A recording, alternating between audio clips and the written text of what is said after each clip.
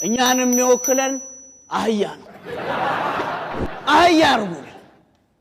የቱን ዱላ ነው ያልቻለ? የትኛው ኮርቻስ ነው በጫንቃዎቻችን ላይ ያልተጫነ? የቱስ ገመር ነው እንዳንሄድ በእግሮቻችን ላይ እንዳናወራ ባፋችን ላይ ሉጋም ያለ?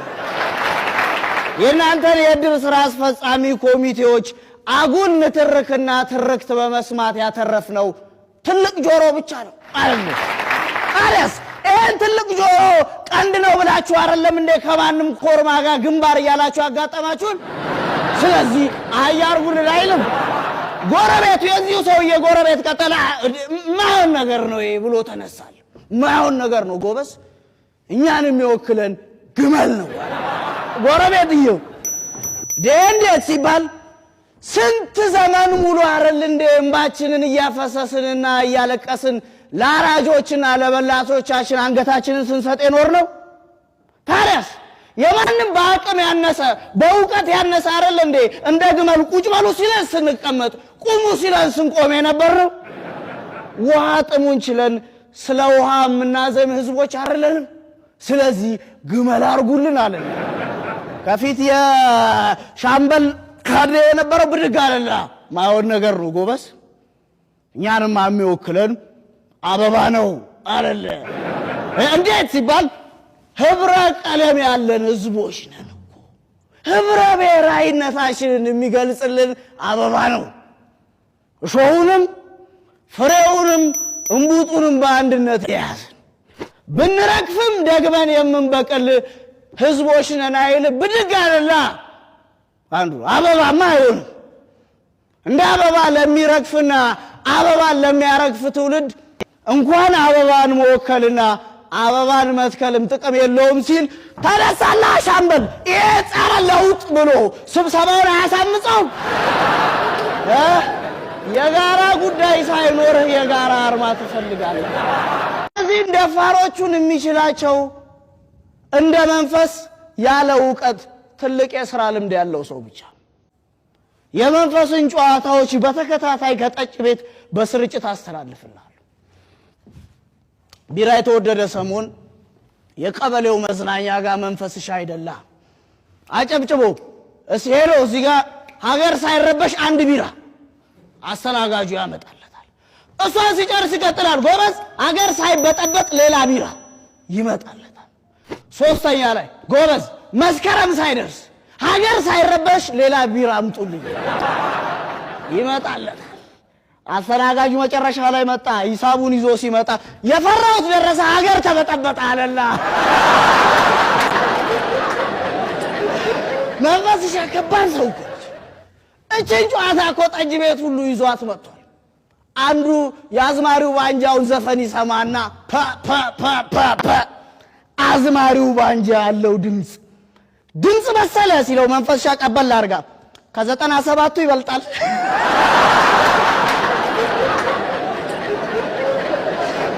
እንደው የዲያስፖራስ እንደዚህ ሲዝናና ደልቶት አይመስልም። ከድህነት የመውጫ 5 መንገዶች፣ አንደኛ በሞያሌ በኩል ኬንያ፣ ሁለተኛ በመተማ በኩል ሱዳን፣ ሶስተኛ በቦሌ በኩል አረብ ሀገር፣ አራተኛ ዲቪ ሞልተ አሜሪካ መሄድ ትላለች። አምስተኛዋ ነሽ ጉደኛ። አምስተኛ እንደዚህ አይነት ሐሳብ ያለው መጽሐፍ ማሳተም ትላለች። ቸበቸበላ።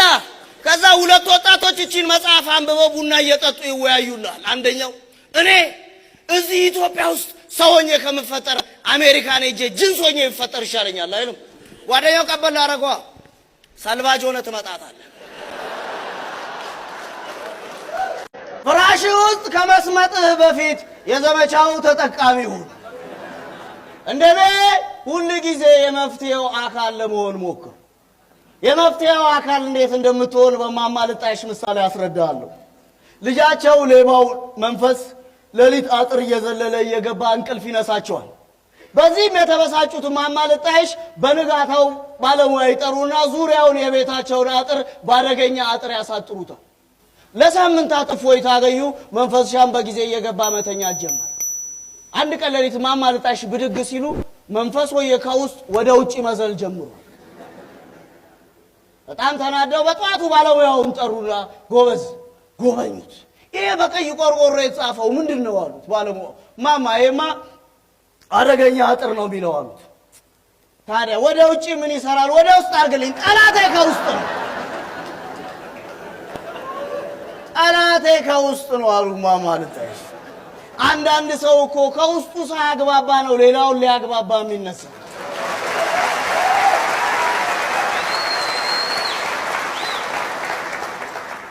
በዚህ ዘመቻ የሁሉንም የነተበ ፍራሽ ጨርቅ በአዲስ ለወጥኩለት በልክ ያልሆነውን ፍራሹን በልክ አበጀሁለት እንደለመደው በክፋት እድፉ ካላጎደፈው በቀር ለዛሬ ዘመቻችን ድል ማጣጣሚያ ጠጃችንን ከፍ አድርገን ለአዝማሪው ዋንጃው ግጥም እንሰጣለን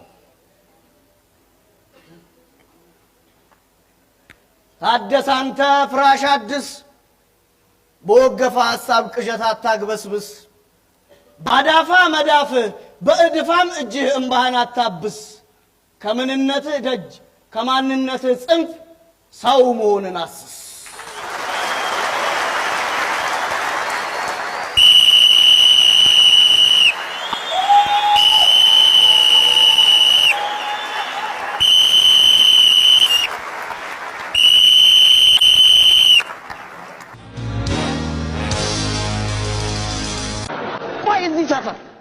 ሰላም ነው እንጂ ሰላምታ ብርቅ ነው ቢቀርብ ምን ትጎዳ መከፋፈሉን እንደሆነ አይታው በሁሉም ነገር አሁን እንኳን ማካፈሉን ብትለምድበት ምን ችግር አለ እውነት ነው እዚህ ሰፈሩስ ምን ተማምነህ ነው የምትዘናገው እንኳን እኮ በቫይረስና በእንቅፋት ሁሉ እኮ ልትሞት ትችላለህ እቺን ሐሳብ በታሪኩ ደገፍ አድርጌ ላስረዳ ይችላል አንድ አሮጊት ሆስፒታል ሄደው ይታከማሉ አዛ ዶክተሩን ካያቸው ከመረመረባቸው በኋላ ቁራጭ ወረቀት ሰጥቷቸው ወደ መድኃኒት ቤት ይልካቸዋል መድኃኒት ቤትም ሄደው ስንት ነው ሲሉ 5 ብር ይባላል ነጠላቸውን አዘቅዝቀው እየጮሁ ወደ ሆስፒታል መጥቶ ዶክተሩ ጋር ፍየሌ ዶክተርዬ ፍየሌን አሉት ምን ነው ሲላቸው ታሪኩ ሲጠና ከባድ በሽታ መስሏቸው የቀበሌ ነፃ ምርመራ ሊያጽፉ ሲሄዱ ሊቀመንበሩ ከልክሏቸው አንዲት ፍየላቸውን አርደውለት ነው ነፃ ደብዳቤ ጻፈላቸው እና እንዲህ ከሞት ጋር የምትፋጠጠው ጎረቤቶችን አታቸው ካንተ መሞት ይልቅ የእዝን ገንዘብ መቋረጡና ማለፉ የሚያሳስባቸው ሰዎች እኮ ነው ያሉበት ስብሰባ ግን እንደኛ የተጠቀመበት ህዝብ አለ እኛ ነን እንጂ በስብሰባ መጠቀም ያልቻለ ሁሉ ጊዜ መሰብሰባችን ለመበተናችን ምክንያት ሁሉ ጊዜ ዜናውስ ቢሆን ተሰብስበው ነበር ግማሾቹ ስብሰባውን ረግጠው ወጡ የሚል አይደል እሺ የትኛው የስብሰባ መሪ ነው በጋራ ጆሮ ሰምተን የምናቀው ይሁን እሱስ መቼ ነው የጋራ አንደበታችን ሆኖ የሚያ ሁሉ ጊዜ እንሰበሰባለን እንበተናለን ልጠይቅ ከጸብ ውጭ የተሰባሰብንበትን ምክንያት ንገረኝ እሺ እሱም ይቅር በስብሰባ የፈታው የትኛውን ችግር ነው ጎበዝ የጋራ አርማ ያጣ ሰፈር ውስጥ እኮ ነው እየኖርን ያለነው እኔ እንደውም አንድ ጊዜ መምህር ቅኔ ጋር ጠጅ ቤት እየጠጣን ሄድኩኝ እኔም ብሎት መምህር ቅኔ ብዙ ጊዜ በስብሰባም በሬዲዮም በቴሌቪዥንም ፀሐዩ መንግስታችን ነው መንግስታችን ፀሐይ ነው የሚባለው ታዲያ መንግስት ምን ሆኖ ነው አርማውን ኮከብ ያደረገው አሉ አገቃሉላ ያው ወይሱም አላመነበትም ወይ ስሙ ከብዶት ይሆናል ላይ መስሎሻል ቀን በቀን ስጠጣ የደላይ መስሎሻል ይህን ሳንጎራጉር የደላይ መስሎሻል አንቺም አልነገረሽ ሳትጠጪ ሰክረሻል የሰካራም ወጉ መውደቅ ይደርስሻል ላንቺስ እኔ የፈራው ሲጥል ያፈርስሻል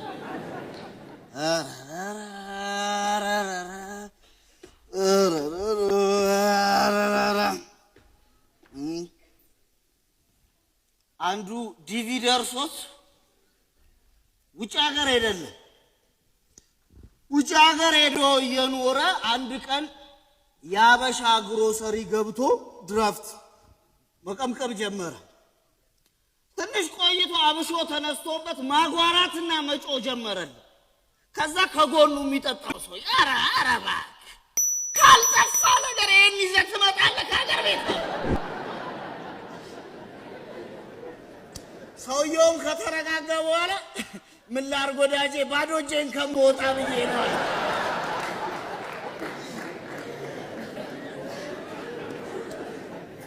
ልክ ነው ወዳጄ፣ ሰው ባዶ እጁን አይወጣም። እኔ የገረመኝ ግን የኛ የድሃዎቹ ቅርስ የሆነውን አብሾ ከሀገር ይዘህ ስትወጣ እንዴት ዝም አሉ? አስባችሁታል? አሁን ይሄ ብርቅዬ ቅርሳችን የሆነውን የመጫው አብሾ ለማስመለስ የምናደርገውን ርብርብና ጥረት ዲፕሎማሲያዊ ግንኙነት ቶ አይሆንም። እናቴ ከአንድ ምንጭ ውሃ ጠጥተን ያልተስማማን ሰዎች ባህር ተሻግረን ስምምነት እንፈርማለን ማለት ከባድ ነው።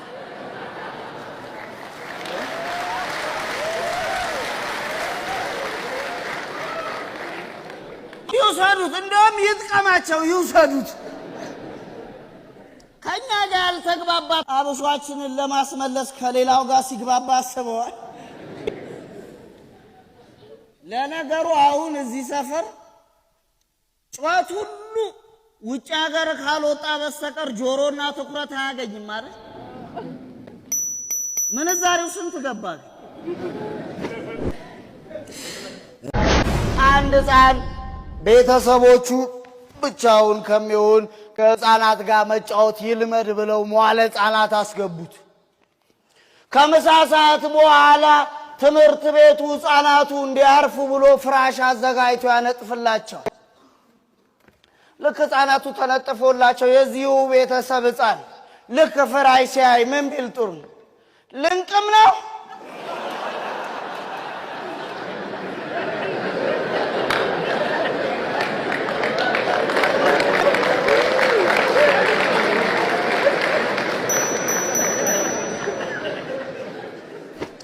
ልጆች ፊት ምታደርገውን ብቻ ሳይሆን ምትሆነውንም መጠንቀቅ ካልቻልክ የዛሬ ጨለማህን የነገ ብርሃን ማድረግ አትችልም።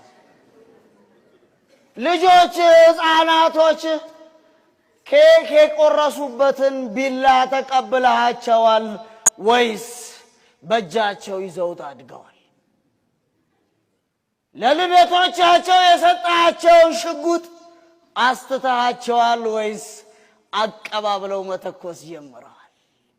ጥያቄው ጨለማን ከተቀበልከው ለነገ ብርሃን ዝግጁ ሆነ መፍትሄ ታዘጋጃለህ። ሌላ ምክንያት አይደለም፣ ማምለጫ የለም። መሽሎክሎኪያ እንዳይጧ ማምለጫ መሽሎኪያ መንገድ የለም። ፊት ለፊት ተጋፈጠውና ጨለማውን ተቀበለው። እንደውም አሁን አሉ እና ሻምበል መሬት እንደ አጥማጅ አሉ በመንጠቆ ነው የሚይዙት።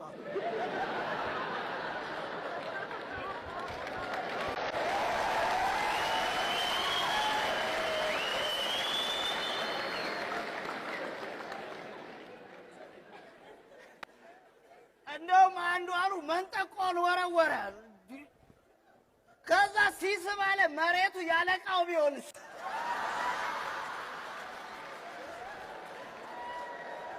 ድንግጥ ብሎ ከነ መንጠቆ ድንግጥ ብሎ ጌታዬ የእርሶ ነው እንዴ? ላቀርብሎት ብዬ እኮ ነው።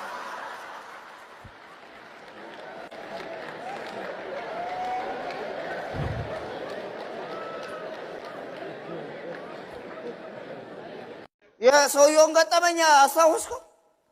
ጠዋት ቢዝነስ ዘገባ አይቶ ገበያ የወጣው በዛ ዘገና አድርጎ ነጋዴውን ጤፉ ስንት ነው ሲለው ኪሎ 98 ብር አሉ። አሁን እኮ ቴሌቪዥን ላይ 58 ብር ይላል ሲለው ሂድ ከዛ ጣቢያ ግዛ ያለው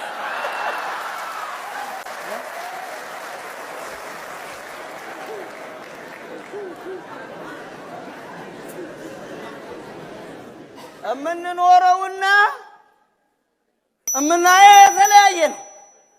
ጎበዝ ነኝ የምትለውና ነኝ እያልክ ያለው ነገር ሆነ ከተገኘው ጋር በፍጹም እየተለያየ እኮ ነው የሚታየው። ጎበዝ ይሁን ከቃለ መጠይቁ በፊት መንፈስሽ አመጣኝ ጋር በተዘጋ ኢንተርኔት ዜና ያሳየኝ።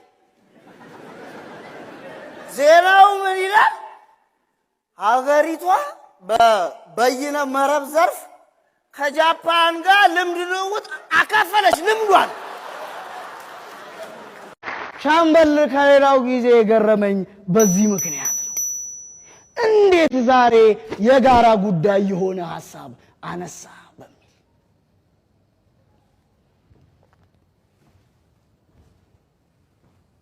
ይህ ሐሳብ ካልገባ ባዝማሪው ባንጃው ግጥም ከሽኛ ቀርብልሃል።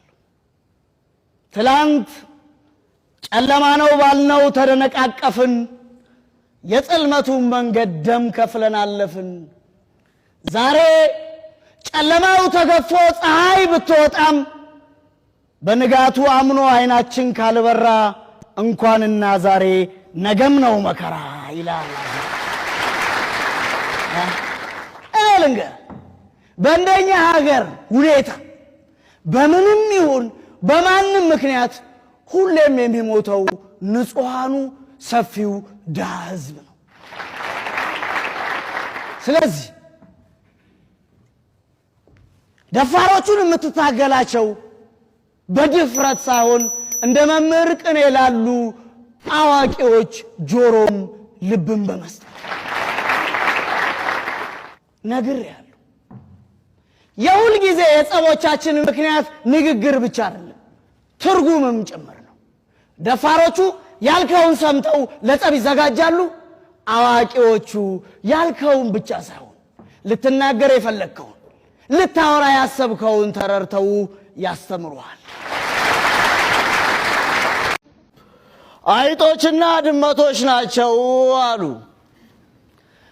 እኛ እስከ መቼ ድረስ ነው አንዳችን ተሳዳጅ አንዳችን አሳዳጅ ሆነን የምንኖረው? እናንተም ማሳደሩ ይሰለቻል፣ እኛም ጉርጓር መግባታችን ሰልችቶናልና ግርግዳውን አፍርሰን ድልድይ እንስራ ተባባሉ። ድመቶችና አይጦች። ይሄማ ማለፊያ ሐሳብ ነው። ታዲያ አፈጻጸሙን እንዴት እናርገው ሲባል በትዳር እንጣመር። ይሄ ጥሩ ሐሳብ ነው ተባለና ከሁለቱም ወገን ጥሩ ሰዎች ተመርጠው ኮሚቴ ተቋቋመ። ኮሚቴውም ወደ አይጦች ዘንድ ሄደና ጋብቻው እንዴት ነው ማድረግ ያለብን ሲባል በቃ የዛሬ ወር አይጦች ይደግሱ ተባለ። ይህንን ጉዳይ ይዘው አይጦች ወደ አይጥ አንጋፋ ጋር ይሄዳሉ። አዛውንቱን ጉዳዩን በጥሞና ከሰሙ በኋላ ጥሩ ነው ከጸብ ፍቅር ይሻላል አሉና፣ ነገር ግን ድመትን እንዳታምኑ። ድመት የድግሱ ቀን ሲመጣ አረጋ ብሎ ከመጣ ሰላም ነው፣ እያኮበኮበ ከመጣ ግን ችግር አለ። ስለዚህ ሁላችሁም በቆማችሁበት አካባቢ ጉድጓዳችሁን አዘጋጁ ተባለ። በዚህ ተስማሙና የድግሱ ቀን ደረሰ። ድመቶዬ መጣ። ክበብ ክበብ ክበብ ዳርዳሩን ክበብ ክበብ ዳርዳሩን ክበብ ሲል አይጥስ ህብብ እኛም አለን ከልብ ህብብ እኛም አለን ከልብ። ድልድዩም ይፈርሳል ግርግዳውም ይፈርሳል ተባብለው ነበር። ይህን ጨዋታ ጠጅ ቤት ውስጥ ስንሰማ ሁላችንም ደስተኛ ሆነን ነበር ከድራችን ዳኛ ሻምበል በስተቀር። ይህም ብስጭቱንም ለመግለጽ ለአዝማሪው ባንጃው ግጥም ሰጠ። አጅሬ ጠጅ ቤት መቀመጫው መሬት መጨረሻው ቅሌት። እኔም ከድራችን ባለስልጣን ጋር በአንድ አግዳሚ መቀመጥ ምክንያቴና እና በመናገር መብቴ ተጠቅሜ ለአዝማሪው ባንጃው ግጥም ሰጠው። ግር ብለው ሄደው ግር ብለው መጡ፣ እውነት ስትገለጥ በየተራ ወጡ። ወትሮስ ባሰት ችሎት ማንን ነው የሚቀጡ አልኩኝ። ጠጅ ቤት ውስጥ የነበረው ሰው በሙሉ ሳቀና ጨበጨበ።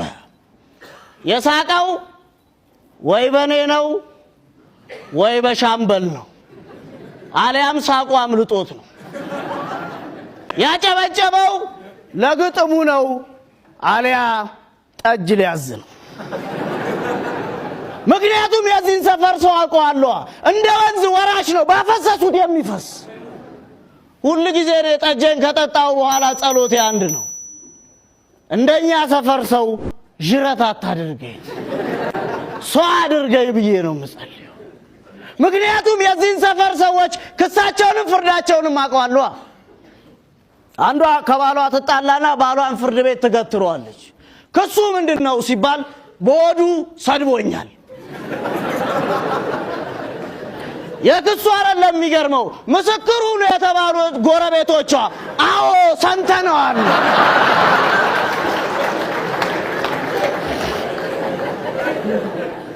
ለዚህ ነው እንደኛ ሰፈር ሰው ጅረት አታደርገኝም ነው። ምክንያቱም እኔ ሰው ነኝ። ለምን እንዴት ብዬ ጠይቃለሁ።